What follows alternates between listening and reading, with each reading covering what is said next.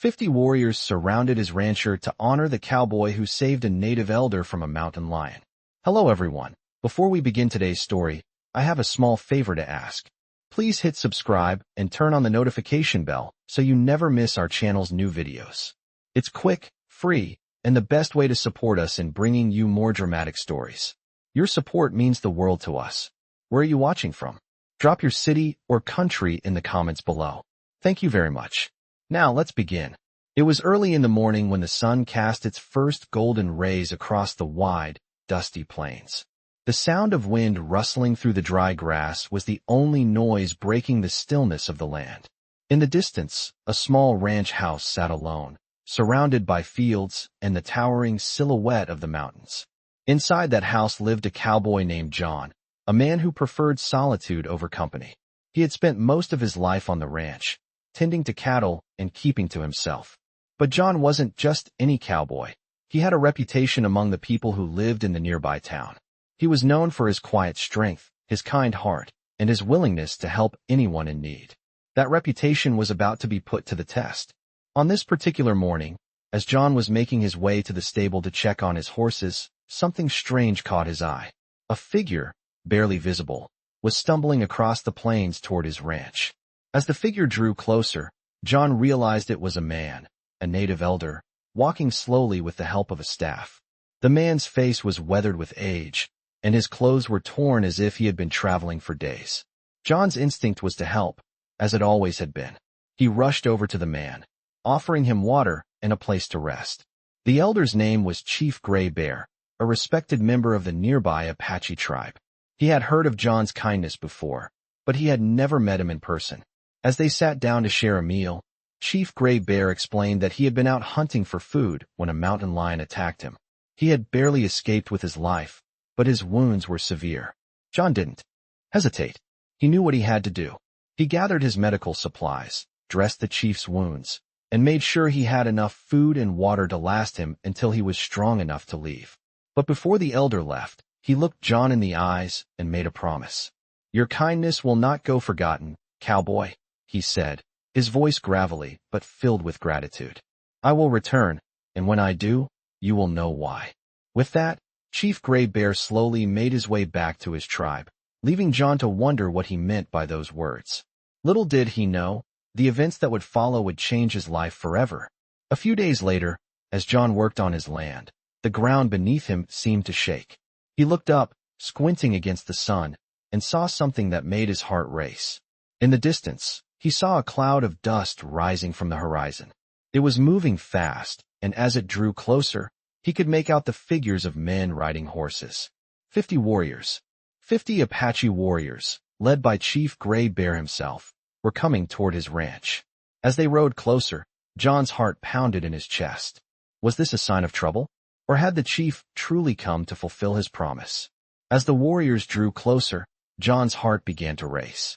The sound of horses' hooves pounding against the dry earth echoed across the plains, and the dust they kicked up seemed to hang in the air like a storm.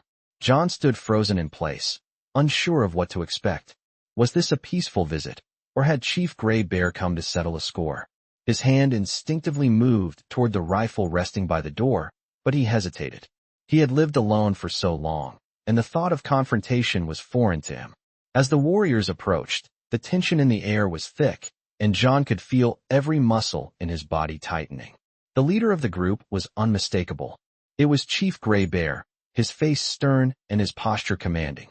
Behind him, the warriors rode in perfect formation, each man's face painted with war markings, their eyes fixed on the cowboy standing in front of them. As they reached the edge of the ranch, Chief Gray Bear raised his hand, signaling the others to stop. The warriors halted, and for a long moment, there was silence. John stood there, uncertain of what to do, but knowing one thing for sure. This was not the violent confrontation he had feared. Chief Gray Bear slowly dismounted from his horse and walked toward John. His eyes softened as he approached, and when he was close enough, he spoke. "I come not to fight," the chief said, his voice low and respectful. "I come to honor you." John's eyes widened in confusion. Honor him? Why? He had done nothing more than help the elder when he had needed it most. "You saved my life," Chief Gray Bear continued. "And in our culture, When someone saves a life, we repay that kindness. You did not hesitate when I was in need. You fought for my life when I could not fight for myself. This is why we are here." The chief raised his hand, signaling for the warriors to dismount. One by one, they slid off their horses and approached, their faces solemn but filled with respect. They formed a circle around John, and to his astonishment, they each knelt before him. A sense of awe washed over him.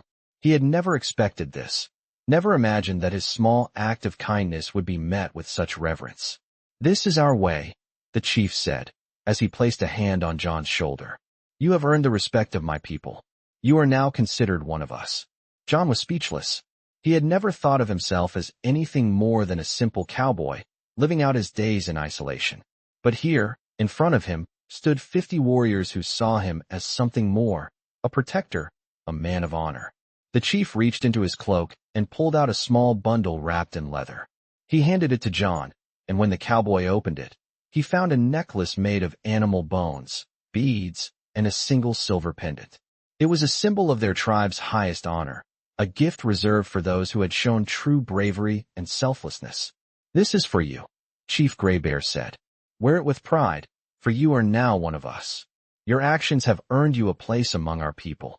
John felt a swell of emotion rise in his chest as he accepted the necklace. He had never imagined that his life could have such an impact on others. The warriors stood, and for a moment, there was a quiet stillness between them all. Then, one by one, they began to chant in their native tongue, a sound that reverberated through the air like a song of victory. John had no idea what the words meant, but the power in their voices was undeniable. It was as if the earth itself was acknowledging his place in this moment. The ceremony was simple, but it was profound. For John, it was a reminder that even the smallest acts of kindness could ripple out into the world, changing lives in ways he had never thought possible. As the last warrior finished the chant, Chief Gray Bear turned to John once more. "You are now a brother to us," he said, "and we will always remember what you did for me. But know this, your kindness has made you more than just a man. It has made you a legend." With those words, the warriors mounted their horses once more and began to ride off, disappearing into the distance as quickly as they had come. John stood there, still in awe of what had just transpired. The gift of the necklace felt heavy around his neck, a tangible reminder of the honor he had been given. But it was more than just a necklace. It was a symbol of something much larger. It was a symbol of the bond between him and the Apache people, a bond forged in the fire of selflessness and respect. As the sun began to set, casting long shadows across the ranch, John couldn't help but feel a deep sense of gratitude. He had never sought recognition for his actions, but now, standing on his land, he realized that sometimes, doing the right thing was its own reward. The story of the cowboy who saved a native elder would live on, not just in the hearts of the warriors, but in the legacy he had created, one that would be remembered for generations to come. Days passed since the warriors had come to honor John, and life on the ranch returned to its quiet rhythm. The sun still rose over the plains every morning, casting long shadows across the land. But now, when John looked out over his cattle and the open fields, he could not shake the feeling that something had shifted. There was an air of unease that lingered, as if he had been forever changed by the visit of the Apache warriors, and that change had altered the course of his life. Though he had done nothing more than help a man in need, it felt as though the weight of the world had shifted onto his shoulders. The necklace given to him by Chief Gray Bear, a symbol of respect and honor, now hung heavy around his neck. John often found himself staring at it, running his fingers over the beads and silver pendant, wondering what he was supposed to do with this newfound honor. It was a simple token, but it carried with it a responsibility he had never asked for. The quiet of his life was shattered one evening when a rider appeared at the edge of his land, kicking up a trail of dust behind him. John looked up from his work, his heart skipping a beat. He had not expected anyone else to come, especially after the warriors had left. The rider was a tall man, dressed in worn clothing and riding a dark horse that seemed to move with the grace of a predator. As he rode closer, John recognized him as someone from the nearby town, a man named Samuel, who worked as a cattle driver. Samuel stopped in front of John's ranch and dismounted. His face was serious, his expression unreadable. "John, he said, his voice low. "I need to speak with you." John wiped his hands on his pants and walked over to where Samuel stood. "What's the matter?" he asked, sensing something was wrong. Samuel's gaze shifted toward the horizon, and he lowered his voice even further. "It's about the Apache. They've been moving closer to the settlements. There's talk of war, and people are afraid. They think your actions have made you a target." John's stomach tightened. The visit from the warriors had been unexpected, but now the reality of the situation was setting in. He had not considered the consequences of his actions, nor had he realized how much they could stir the fear of the settlers who lived nearby. "I didn't do it for the recognition," John said, his voice firm. "I helped because it was the right thing to do." Samuel nodded, but his expression remained troubled. "I know that, John, but not everyone sees it that way. There are those who believe you've sided with them, and that makes you a target." John's mind raced. He had always been a man of peace, a man who avoided conflict whenever possible. But now, he found himself at the center of a storm he had not asked for. "What are you saying?" John asked, trying to make sense of the situation. "What should I do?" Samuel hesitated before speaking again. "You need to leave, John. At least for a while. It's not safe here anymore. People are afraid, and they're starting to turn against you." John looked out over the land, his heart heavy with the weight of the decision he now faced. He had built this life from the ground up. His ranch, his cattle, his solitude, it was all he had ever wanted. But now, it seemed as though that life was slipping through his fingers. "I can't just leave," John said, shaking his head. "I've worked too hard for this place. It's my home." Samuel placed a hand on his shoulder, his expression sympathetic. "I understand, but sometimes you have to do what's necessary to protect yourself. And right now, that means leaving, at least until things calm down." The word stung, but John knew Samuel was right. He could feel the tension in the air, the way the people around him were looking at him differently. It wasn't just the Apache, it was the fear they had brought with them. The fear of the unknown, the fear of what might happen next. John stood there for a long moment, unsure of what to do. He had never been a man to run from a challenge, but this was different. This was about survival. And for the first time in his life, he realized that staying could mean risking everything. Finally, he nodded. "I'll go," he said quietly. "But where will I go?" Samuel looked at him with a grim expression. "I have a place. It's not far from here, in the mountains. You can stay there until things settle down." John didn't hesitate. He turned and walked toward the barn, gathering a few things he would need for the journey. As he saddled his horse, he couldn't help but feel the weight of the decision pressing down on him. He was leaving everything behind, the land he loved, the life he had built. But he knew, deep down, that it was the only choice he had. The journey would be long, and the road uncertain. But one thing was clear, nothing would ever be the same again. John spent the next few days preparing for the journey. He packed what little he could carry, his rifle, a few changes of clothes, and enough supplies to get him through the mountains. He had never thought he would leave his ranch behind, but now, with the tension in the air and Samuel's warning ringing in his ears, he knew it was the only option. As he packed, the sound of his horse's hooves in the barn seemed louder than ever, a constant reminder that his life was about to change forever. That morning, as he saddled his horse, he looked out over the land one last time. The wide open plains that had always been his home now felt empty, distant. A part of him wanted to stay, to fight for what he had worked so hard to build. But another part knew that leaving was the right choice, at least for now. As John made his way through the dusty trails that led away from the ranch, he felt a deep sense of loss. The mountains ahead seemed far away, and the road was long and uncertain. But as the sun set behind him, casting a warm orange glow over the horizon, he couldn't shake the feeling that he was not alone. It was as if the land itself was with him, guiding him on his way. The next few days were difficult. The journey was rough, and the weather unpredictable. But as John moved deeper into the mountains, he began to feel a strange sense of peace. The quiet of the wilderness was different from the silence of the ranch. It was the kind of quiet that came with a promise of something new, something unknown. When John finally arrived at Samuel's hidden cabin, he was exhausted but relieved. The cabin was small, tucked away in a secluded valley, surrounded by tall pines and a fast-moving stream. It was the perfect place to lay low, away from the prying eyes of the settlers and the fear that was slowly consuming the town. Samuel had prepared the cabin for him, stocking it with food and supplies. It wasn't much, but it was safe. For the first time in days, John felt like he could breathe again. As he settled in, he couldn't help but think about the Apache warriors. Chief Gray Bear's words echoed in his mind. "You are now one of us." John had never imagined that a simple act of kindness could lead him down such a path. But now, alone in the mountains, he realized that his life had been forever changed. The necklace that Chief Gray Bear had given him still hung around his neck, a constant reminder of the bond between them. John wondered what the future held. Would the Apache come for him? Would they welcome him as one of their own? Or had his actions, no matter how well-intentioned, only set the stage for more trouble? The days turned into weeks, and John settled into the quiet rhythm of life in the mountains.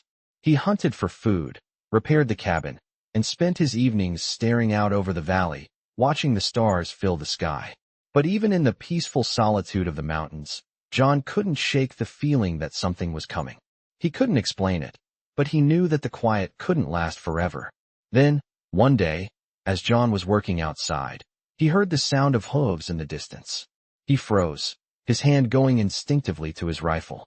The sound grew louder, and soon, a rider appeared on the horizon. It was a single rider, riding hard, his horse covered in sweat. As the rider approached, John's heart skipped a beat. It was Chief Gray Bear. He had come. The Apache leader dismounted as he reached the cabin, his face serious but not unfriendly. "I knew you would be here," Chief Gray Bear said, his voice low and steady. John's breath caught in his throat. "I didn't think I would see you again," he said, his voice rough. The chief nodded, his eyes scanning the mountains around them. "We have much to discuss," he said. John's heart raced as he stepped forward, unsure of what would come next. Was this the moment he had been waiting for? Or was this the beginning of something much bigger than he could ever have imagined? The chief looked at him, his gaze piercing, and John knew that his journey was far from over. This was only the beginning. John stood still, staring at Chief Gray Bear as the man dismounted from his horse. The chief's expression was grave, his eyes scanning the area around them as though assessing every detail. John's heart raced. He had no idea what to expect, but the tension in the air was palpable. "You knew I would be here?" John asked, his voice steady despite the storm of thoughts in his mind. Chief Gray Bear nodded slowly, his face somber. "I did," he replied. "You are more than just a cowboy. Your actions have made you part of something much bigger than yourself. I came to speak of the future, not just for you, but for the land we share." John's brow furrowed as he processed the chief's words. "What future?" he asked, his voice tinged with uncertainty. The chief met his gaze with a piercing look, his voice quiet but filled with authority. "The Apache are on the move, John. We are pushing west, towards the settlements. The lands we once roamed freely are no longer ours. The settlers and the government are closing in. It is time for the Apache to unite and defend what is ours. And you, John, are now part of this fight." The words hit John like a punch to the gut. He had never imagined that his simple act of kindness would lead to this moment. He had never asked to be a part of any war. He had only wanted to live peacefully, tending to his ranch and his cattle. But now, standing in front of the Apache chief, he understood that the course of his life had been altered forever. "I don't know what you expect of me," John said, his voice low. "I'm just a cowboy. I've never been part of a war. I've spent my life avoiding conflict, not seeking it." Chief Gray Bear studied him for a moment, his gaze unwavering. "You saved my life, John. You saved one of our own. That act alone has earned you a place with us. But I know you are not yet ready for the battle that is coming. However, you will be. We will train you, teach you what it means to stand with us, to fight for what is rightfully ours." John felt a knot tighten in his stomach. The idea of fighting, of becoming a warrior, was something he had never considered. His life had always been about hard work and quiet living, not about fighting or bloodshed. But the reality of the situation was undeniable. The settlers and the government would not stop, and the Apache had been pushed to the brink. It was a fight for survival. "I didn't sign up for this," John said, his voice thick with emotion. "I didn't ask for any of this." Chief Gray Bear's expression softened, and he placed a hand on John's shoulder. "You did not have to ask, John. Your heart is already with us. You saved one of our people, and for that, you are bound to us. There is no turning back now, but there is a way forward. You will not be alone in this fight. We will stand together." John stood there, the weight of the decision pressing down on him. He had always been a man of action, not words, and now, the action before him seemed inevitable. The world he had known, the world of quiet ranch life, was gone. The storm that had been brewing for so long was now at his doorstep. He could no longer hide from it. With a heavy sigh, John nodded. "I'll stand with you," he said, his voice steady. Chief Gray Bear smiled, a glint of pride in his eyes. "Good. The road ahead will not be easy, but you will learn. And when the time comes, you will fight not just for yourself, but for your land, for your people, for your future." Over the next several weeks, John trained alongside the Apache warriors. He learned the ways of the tribe, their customs, their hunting techniques, their fighting methods. The training was grueling, and John often found himself exhausted beyond measure. But as the days passed, he began to see the world through a different lens. The Apache did not fight for power or control. They fought for survival, for their way of life, for the land they had always called home. As he spent more time with the tribe, John grew closer to them. He learned their language, their rituals, and their deep respect for nature. He understood that they were not simply warriors, but protectors of the land, the ones who had always lived in harmony with it. The Apache were not the enemy. They were fighting for what was rightfully theirs. One evening, as John sat around the fire with Chief Gray Bear and the other warriors, the chief spoke again. "The time is coming," he said, his voice grave. "We will face the settlers and the armies soon. But we will not go quietly.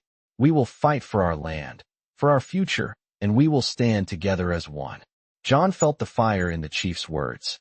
For the first time in his life, he understood what it meant to fight for something bigger than himself. The Apache had given him a purpose, and he would not let them down. As the stars began to fill the night sky, John knew that the battle ahead would be hard, but he was ready. He was no longer just a cowboy. He was a warrior, fighting for the survival of a people and the land they loved. As the days passed, the tension in the mountains grew. John had been training with the Apache warriors for weeks, and though the initial fatigue had worn off, a constant sense of anticipation lingered in the air. The time was drawing near. The army was moving closer, and the Apache, led by Chief Gray Bear, were preparing for the inevitable clash.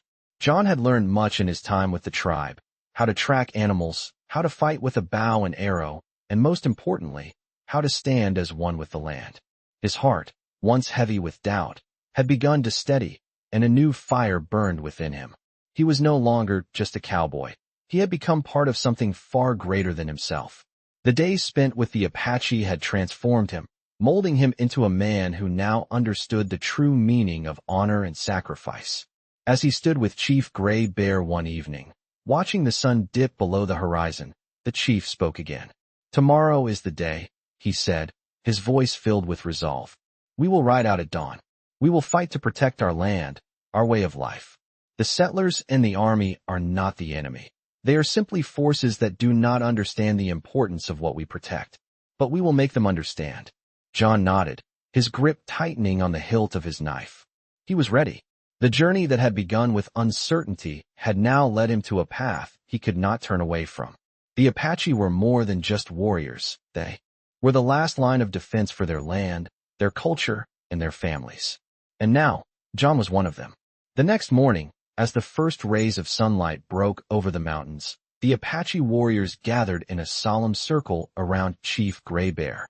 They were all mounted, their horses restless with the knowledge of what was to come. John stood with them, his heart pounding in his chest. He could feel the weight of the moment pressing down on him. This was it, the moment that would determine not just their fate, but the fate of their people. "Today, we fight for our future," Chief Gray Bear declared, his voice steady but full of conviction. "We ride for our children, for our elders, for the land that has always been ours. And we will not back down." With those words, the warriors spurred their horses into motion, and John followed. The sound of hooves pounding against the earth filled the air as they rode through the forest, heading toward the settlement. The closer they got, the more John could feel the tension building in the pit of his stomach. This was not just a fight for survival. It was a fight for justice. As they neared the settlement, the sight of soldiers preparing for battle came into view. They were stationed at the edge of the town, their rifles at the ready. John's heart raced. He had never imagined he would be standing on this side of a battle, facing men who had come to take what they had fought so hard to protect.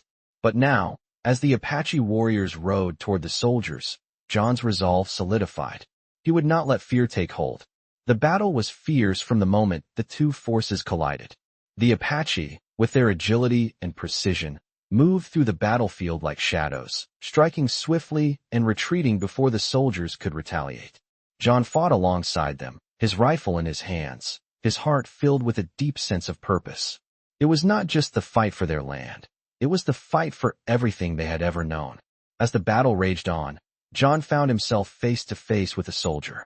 The man was young, his eyes wide with fear as he aimed his rifle at John. In that moment, John saw something in the soldier's eyes, a glimpse of the same fear that had once filled him when he first realized the gravity of this fight. But there was no turning back now. John's training took over, and in one swift motion, he disarmed the soldier and knocked him to the ground. He stood over the man, his heart pounding, but his mind clear. "I don't want to kill you," John said, his voice calm. "But if you don't leave, you'll have to fight."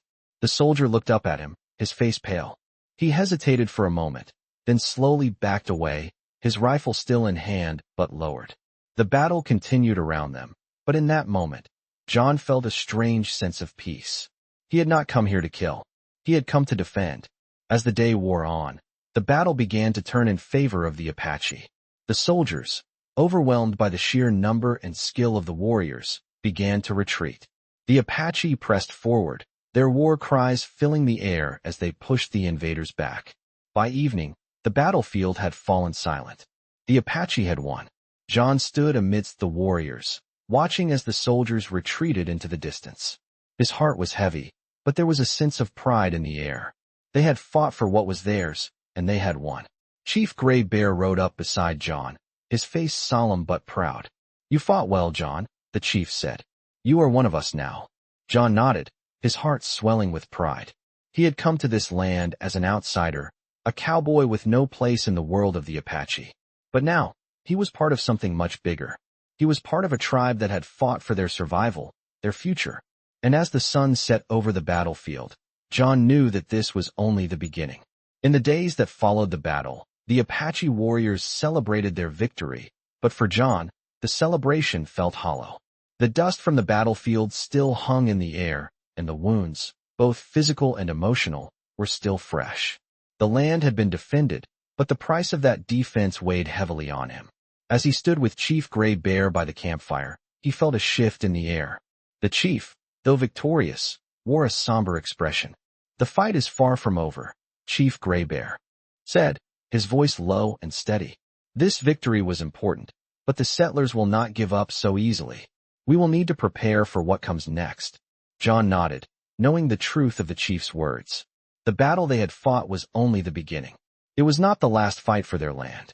John had come to respect the Apache, their customs, and their way of life, but the world around them was changing. The settlers were relentless, and the government's expansion westward showed no signs of slowing down. John had never expected to be part of this war. He had come to the mountains to escape, to find peace. But now, with the Apache by his side, he knew he could not turn away. "What can I do?" John asked, his voice filled with resolve. Chief Gray Bear studied him for a long moment, then spoke, his words measured. "You have proven yourself in battle, John. But now, we need to be more than just warriors. We need to be protectors. The future of our people depends on the choices we make now." John looked down at the necklace hanging around his neck, a symbol of his place among the Apache. The weight of it had become a reminder of his duty. "I will do whatever is needed," he said, his voice steady. Chief Gray Bear nodded. "You are more than a warrior now.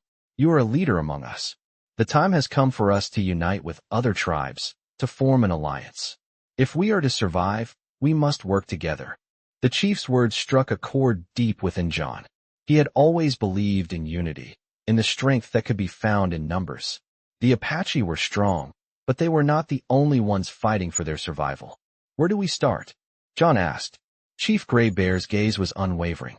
"We will go to the other tribes. The Comanche, the Navajo, and the Sioux. We will ask for their help, for their support. If we are to stand a chance, we must fight as one." John's heart quickened at the thought. The idea of bringing together the different tribes was both daunting and inspiring. There was a long history of tension between the tribes, but if anyone could make it happen, it was Chief Gray Bear.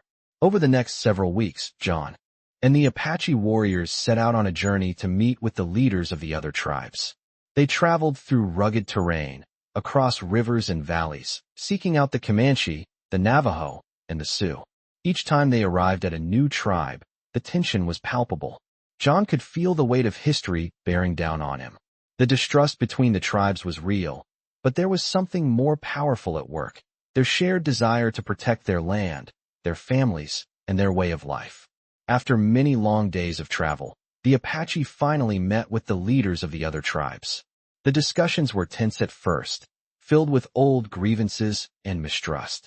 But Chief Gray Bear was patient, his words calm and measured. Slowly, the tribes began to see the truth of what was at stake. They knew the settlers and the army would not stop, and they knew that alone, they would be powerless to resist. The alliance was formed, and with it, a sense of hope that had been missing for a long time. The tribes would stand together, united in their fight for survival. John stood alongside Chief Gray Bear, his heart swelling with pride. He had never imagined he would be part of something like this, a coalition of tribes fighting for their future. The weight of the necklace around his neck felt heavier than ever, but it was no longer just a reminder of what he had done. It was a symbol of what they could accomplish together. With the alliance in place, the Apache and their newfound allies prepared for the battles ahead. John knew that the road would be long, and the sacrifices would be many, but he also knew that they were no longer fighting alone. As the days turned into weeks, and the weeks into months, John's understanding of what it meant to be part of something greater deepened. He was no longer just a cowboy, no longer just an outsider. He was part of a family, a tribe, a people fighting for their survival. And he would fight until the very end. The alliance between the tribes had been forged, but the tension in the air remained palpable. With the united front now in place, the Apache, Comanche, Navajo, and Sioux warriors prepared for the battles that lay ahead. John stood alongside Chief Gray Bear, looking out over the camp as the sun set, casting an orange glow across the rugged landscape. It was a sight he had come to know well: the deep valleys, the towering cliffs, the endless horizon. But now, those landscapes felt different. They were more than just the land he had worked to protect. They were a symbol of the future he was now fighting for. As the days turned into weeks, the reality of the coming war loomed closer. John had become more than just an outsider. He had become part of the fabric of this new alliance, and he understood the weight of his role. Every training session with the warriors, every council meeting, brought him deeper into the fold. The more he learned, the more he realized how much was at stake. This was not just a fight for survival. It was a fight for identity. It was a fight for the right to exist on their own terms. One morning, as John walked through the camp, he overheard a conversation between the leaders of the tribes. Chief Gray Bear, now joined by the other tribal leaders, was discussing the strategy for the upcoming battle. The plan was clear. They would need to strike quickly and decisively, catching the settlers and the army off guard.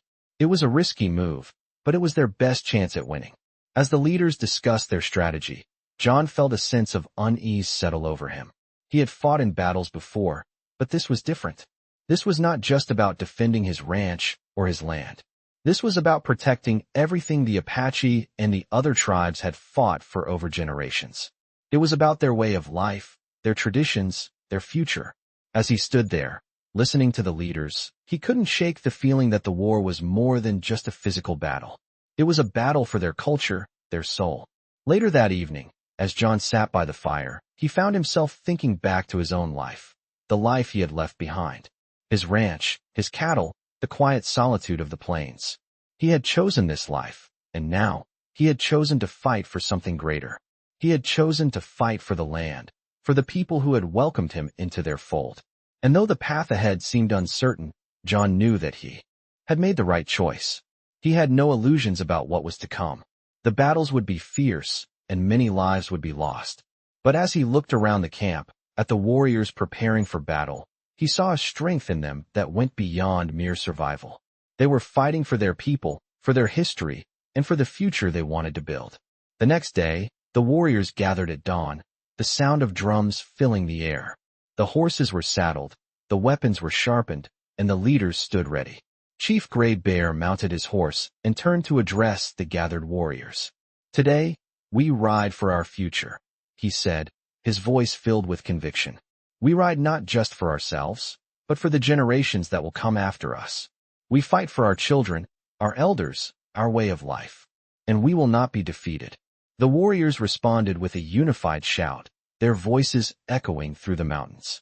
John felt a surge of pride and determination rise within him. This was his fight now. This was his family. The riders moved out in a perfect formation, each warrior ready for whatever lay ahead. As they rode toward the settlement, John's mind raced. The plan was to hit the settlers and the army before they had a chance to prepare. It was a dangerous move, but it was their only chance.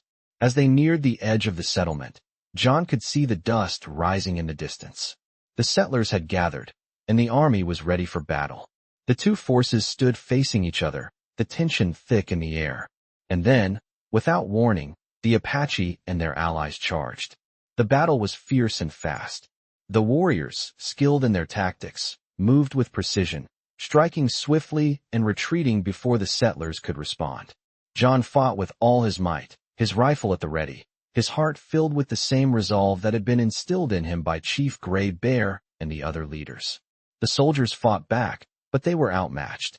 The Apache had the advantage, their agility and knowledge of the land giving them the upper hand. As the battle raged on, John found himself face to face with a soldier. The man was young, no older than John had been when he first came to the land. His eyes were wide with fear, his hands shaking as he raised his rifle. John didn't hesitate. He moved quickly, disarming the soldier with one swift motion, knocking him to the ground. The soldier looked up at him, his face filled with terror. John stood over him, his rifle lowered. "Go back to your people," John said, his voice calm but firm. "This is not your fight." The soldier hesitated for a moment before scrambling to his feet and retreating. As the battle continued, John felt a strange sense of clarity. This fight wasn't about defeating the settlers. It was about survival, about protecting a way of life that was under threat. And with that thought, he knew he was ready to see it through to the end. The battle had raged for hours, the sounds of rifles firing, war cries echoing through the valley, and the pounding of hooves vibrating through the earth.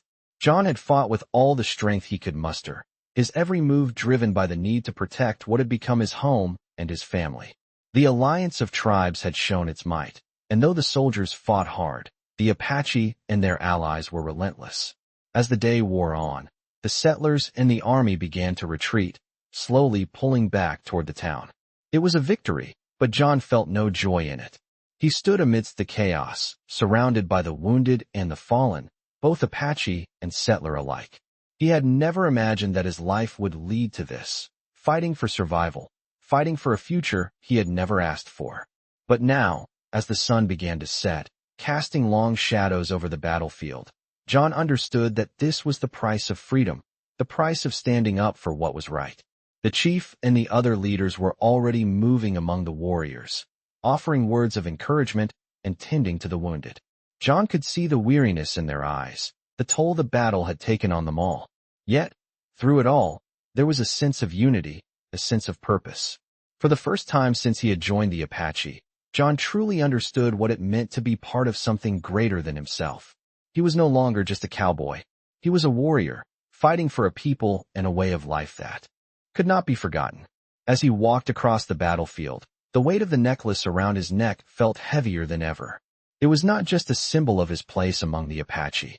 It was a reminder of the sacrifices made, the lives lost, and the future that still hung in the balance. The chief approached him, his face solemn but proud. "You fought well, John," Chief Gray Bear said, his voice low and steady. "You have proven yourself to be one of us. But the war is not over. We still have much to do." John nodded, his mind racing. He knew that this battle was just one of many. The settlers would not stop. The army would not rest. But the Apache would not be defeated. They had fought too hard, and they would continue to fight, not just for the land, but for their culture, their people, and their future. "What now?" John asked, his voice filled with the weight of the question. Chief Gray Bear looked at him, his eyes filled with a mixture of pride and sorrow. Now we rebuild, he said. We heal, and we prepare for what is to come. The fight is far from over, but we will face it together. The chief's words hung in the air, and John knew that they were true. The battle had been won, but the war was far from over. And as the stars began to fill the night sky, John felt a sense of determination rise within him. The future was uncertain, but one thing was clear. He would stand with the Apache, no matter what came next.